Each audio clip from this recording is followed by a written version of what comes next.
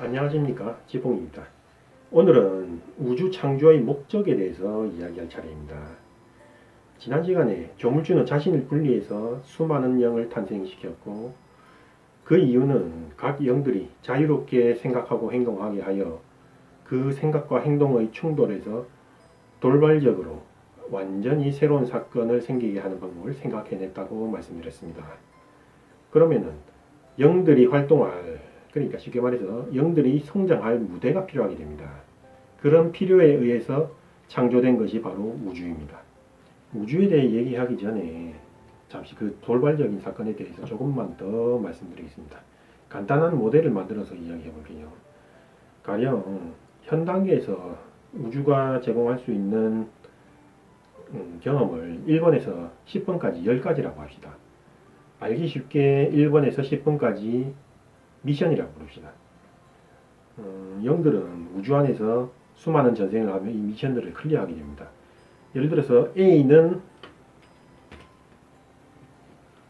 5번에서 10번까지 미션을 클리어했다고 칩시다.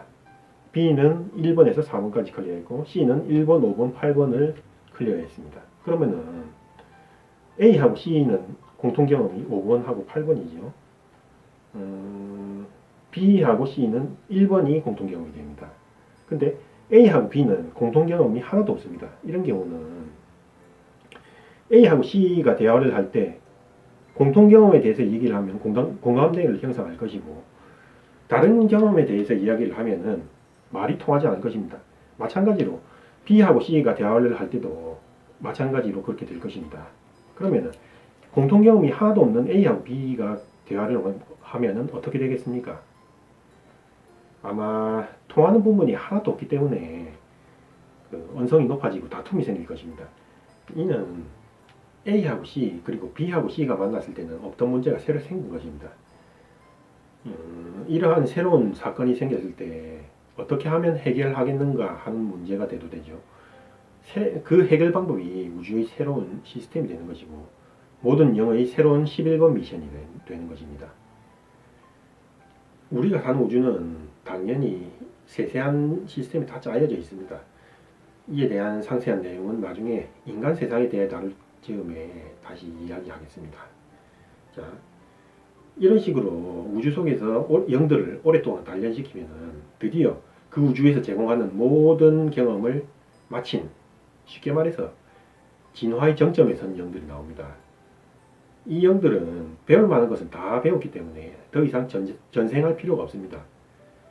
이 영들은 그래서 배우는 대신에 아직 일정 수준에 도달하지 못한 다른 영들을 위한 그런 일을 하게 되는 것입니다. 그러한 영들이 바로 신입니다. 신이라 하면은 전통적으로 뭐 하늘에 있는 천신, 그리고 땅에 있는 지신, 그리고 그 외에 지신급이 되지 못한 잡신, 그리고 뭐 외국식으로 말해서 정령, 묘계 뭐 그런 것들이 있는데, 흔히 말하는 의미의 신은 지신과 천신까지고 그 이하는 그냥 잡것이라고 부르면 됩니다. 비유를 하자면은 천신은 학교를 졸업하고 사회로 나가서 전체를 위해서 일을 하는 사회인하고 그렇게 생각하시면 됩니다. 천신이 되지 못한 자는 모두 학생이 셈인데, 그러면은 이제 지신은 뭐냐, 그렇게 위치가 애매하다고 생각하실 수 있습니다. 지신은 말하자면은 졸업한 학생이 사회 체험을 하는 것이라고 그렇게 생각하시면 됩니다. 아까 이야기했던 모델은 영들의 진화가 극에 달하면 어떤 상태가 되는지도 잘 보여줍니다. 아까 언급했던 그 A, B, C 이 세 영이 오랜 시간이 지나서 1번에서 11번 미션까지 모두 클리어하면은 이들은 무슨 말이나 뭐 행동을 더 해도 더 이상 설명이 필요가 없습니다. 또한 그들은 D라는 영이 4번 미션을 만약에 실패를 한다 하면은 왜 실패했는지를 그냥 알게 됩니다. 그럴 수밖에 없는 게 모든 경험을 똑같이 경험했기 때문입니다. 이 상태는 각각의 개성이 분명히 살아있는데도 표현은 하나처럼 집단적인 상태입니다.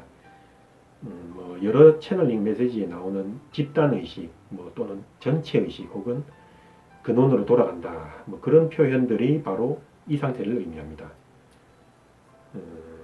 우리 우주의 이번 주기의 목표는 모든 구성원들이 바로 이 경지에 이르러서 작은 조물주가 되는 것입니다. 목표를 다 이루면은 모든 존재는 통합되어서 그 주위의 경험을 되새깁니다. 우주는 이제 필요가 없어졌기 때문에 없애버립니다. 우주가 없어진다는 말에 공포감을 느끼는 사람도 있는데 어차피 이 우주 자체가 조물주의 정신분열을 만들어낸 세상하고, 그러니까 환상하고 똑같습니다. 그러니까 너무 크게 의미를 두지 마십시오. 천신에 대한 이야기를 조금만 더 하겠습니다. 천신은 진화의 정점에 있고 조물주의 바로 아래 단계에 있는, 말하자면 작은 조물주입니다. 하는 일은 후배형들을 가르치는 교사역, 그리고 우주가 돌아가는 시스템을 관리하는 관리자역, 혹은 앞서 예를 든 새로운 미션이 생기면은 그것을 시험하기 위해 혹은 경험하기 위해 사람으로 환생하기도 합니다. 후배를 교육하거나 시스템을 관리하거나 하지 않는 천신들은 뜻이 맞는 천신들끼리 모여서 소우주를 만들기도 합니다. 이 부분에서 한 말씀 드리자면은 이게 남한테 들은 얘기인데, 조물주님이 계신데 건방지게 우주를 만들려고 하느냐, 뭐 이런 식으로 얘기를 들었던 적도 있어서 하는 얘기인데, 그런 개념으로 접근하면 안 됩니다. 우리는 조물주의 분신이자 자식입니다. 우리가 하는 일이 곧 조물주가 하는 일이고, 우리가 하는 일을 조물주는 자식이 하는 일로 그렇게 여깁니다. 자식이 부모 흉내를 내는 것은 당연한 거 아니겠습니까? 우리가 소우주를 만들어서 운영한다고 하면은 조물주는 기뻐할 뿐입니다. 종교가 없어지는 이유 중에 반이 바로 이 부분에서 신성모독을 들먹이면서 인간이 본래 품고 있던 신성을 억압하기 때문입니다. 여러분들이 본래의 위치인 창조자로서 그 자각과 자격을 갖도록 하는 것이 이 지붕의 요구사항입니다. 다만 우주를 만들어서 운영하는 일이 쉬운 일은 아닙니다. 그 많은 역량이 있어야만 됩니다. 지구같이 이런 조그만 별 하나도 만들려고 하면은 고려할 점이 무궁무진합니다. 어떤 목적의 별을 만들 것인가, 어디에 배치하고 운영할 것인가, 생물이 살게 할 것인가, 살지 않게 할 것인가, 생물이 산다면은 생태계를 어떻게 짤 것인가, 그런 것들. 별 하나를 만드는데도 이런데 우주를 만든다면 도대체 얼마나 고려할 게 많은지 상상이 가겠습니까? 지구인의 기준으로 봐도 초은하단, 은하단, 은하군, 은하, 성단, 태양계 이런 단계에 각각 목적, 배치, 운영 이런 거 모두 고려해야 됩니다. 거기에 대해서 그 우주 전체에 한시라도 기운이 끊겨서는 안 되고, 분명해가지고 전생시킨 자신의 분신들을 모두 지켜보고 그들의 행동에서 교훈을 얻어야만 됩니다. 그게 쉽겠습니까? 쉬운 일이 아닙니다. 어쨌든 역량에 대해서는 넘어가겠습니다. 어렵거나 말거나 그렇게 만들어진 우주 속에서 우리가 지금 살고 있으니까요. 소주의 존재라는 것은 복층구조임을 뜻합니다. 우주는 복층구조, 그러니까 우주 안에 우주가 있다는 뜻입니다.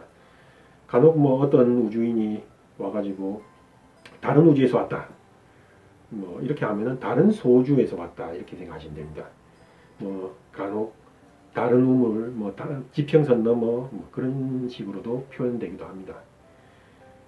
소주가 있으면 대우주가 있겠죠. 그 조물주가 만든 우주가 바로 대우주입니다. 조물주는 대우주를 수령과 발산, 즉 음과 양이라는 그 두 가지 규칙만으로 만들었습니다. 우리가 사는 소주를 만든 천신들은 그 기운이 움직이는 모양에 따라서 구별을 했습니다. 이제 고여 있는 기운, 한 곳으로 이동하는 쭉 움직이는 기운, 그래서 여기서 퍼지는 기운, 그리고 발산과 분열을 멈추고 수렴하기 시작하는 기운, 그리고 필요 없는 것을 가려내는 기운, 다시 하나로 모여서 고요해진 기운, 이런 식으로 돌아가는 5가지 기운을 오행이라고 했습니다. 5가지 기운이 돈다고 해서 오행입니다. 오행은 수기운에서 시작해서 수기운으로 끝납니다. 여기에 관해서는 훗날에 다시 자세하게 할 날이 있을 겁니다. 천신은 기운을 5가지로 나눈 것뿐만이 아니고 그 5가지 기운이 맞물려서 상생, 상극, 상모, 그리고 역극 이렇게 규칙을 짰습니다. 이렇게 5가지 기운으로 짠 우주라고 해도 대우주 속에 있기 때문에 대우주의 규칙인 음과 양이 기본적으로 깔려 있습니다. 그래서 우리 우주에 작용하는 기운은 음과 양 2가지하고 오행 5가지하고 조합된 10가지의 기운입니다. 이게 우리 한민족이 이름 붙였던 천간입니다. 십천간이라고 하죠. 잠시 딴 얘기를 하겠습니다. 지구상의 2번 문명의 뿌리는 바로 우리 한민족입니다. 뭐 이런 얘기를 하면은 국뽕이, 환뽕이 별소리를 다 하는데 이 세상에는 어리석은 자들이 알지 못한 얘기가 수두룩합니다. 나중에 다 알려드릴 테니까 지금은 의문이 생겨도 그냥 따라오시기 바랍니다. 환부역청하는 자들은 모두 도태되게 됩니다. 기억해 두십시오. 본론으로 돌아와서 마무리 짓겠습니다. 지지는 지구에서 천간을 운용하는 세부 규칙입니다. 그래서 천간이 움직이는 방식을 알면은 그 세상이 어떻게 흘러가고 또 어떻게 흘러갈지를 예측할 수가 있습니다. 동양에서는 옛날부터 이것을 밝히는 학문이 있었는데 그것을 바로 역입니다. 역에서 풍수지리, 뭐 기문둔각, 진법 이런 실생활에 써먹는 기술, 그러니까 응용 기술, 그리고 점, 사주명리학 뭐 이런 거, 예측 기술, 그리고 뭐 한의학 같은 거, 치료 기술, 또 사람과 집단을 다루는 그 병법, 뭐 이런 동양 사회 전반에 이르는 대부분의 기술과 문화가 나왔습니다.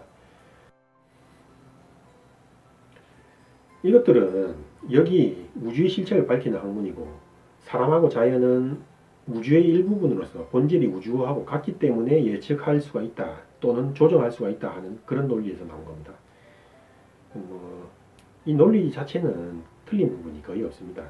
그냥 써먹을 만한데 이것이 왜 미신으로 치부됐느냐, 구세로 올수록 지혜의 빛이 흐려졌기 때문인데 이것은 모두 의도된 일입니다. 이제 우주를 만든 목적을 얘기했으니까 다음에는 그 우주 자체에 관심을 가질 때입니다. 어떻게 만들어졌는지, 무슨 구조인지, 어떤 법칙으로 돌아가는지 뭐 그런 것들을 논해야 됩니다. 근데 이 이야기를 하려면은 태극, 서양식으로 말해서 에테르를 필수적으로 이해하고 있어야 됩니다. 근데 아인슈타인이 득세한 이 지구에서는 에테르가 어쩌다 얘기를 하면은 저 양반 뭐 과학이 과자도 모르네 뭐 그런 얘기를 하면서 처음부터 거부를 할 겁니다. 그렇기 때문에 다음 시간부터 몇 회에 걸쳐서 아인슈타인의 이론에 대해서 이제 이야기를 할 것입니다. 아인슈타인이 틀렸다는 수많은 증거를 들이대면서 철저하게 깨드릴 테니까 믿고 따라오십시오. 오늘도 시청해 주셔서 감사합니다. 다음 시간까지 안녕히 계십시오.